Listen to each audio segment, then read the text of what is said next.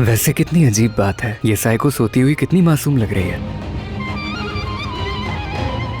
कौन है? मैं कल रात से तुम्हारी सारी उल्टी सीधी बातें बर्दाश्त कर रहा हूँ, तो तुम भी कर लो ना इतना। सॉरी बॉस, लेकिन ना तो तुम्हारी खाला बर्दाश्त होंगी मुझसे और ना ही तुम्हारा कोई दूसरा रिश्तेदार। आंटी ने तुम्हें बहुत हर्ट किया है। सच कहूँ तो उनकी फजूल की बातों से मुझे कोई फर्क नहीं पड़ता। अली सर जल्दी से आइए। क्या हुआ?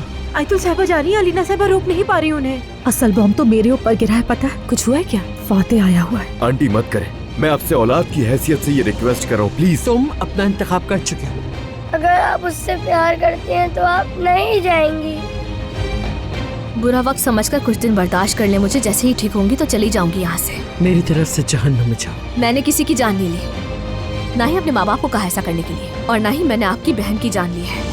ये मोहब्बत बदुआ बन गई है।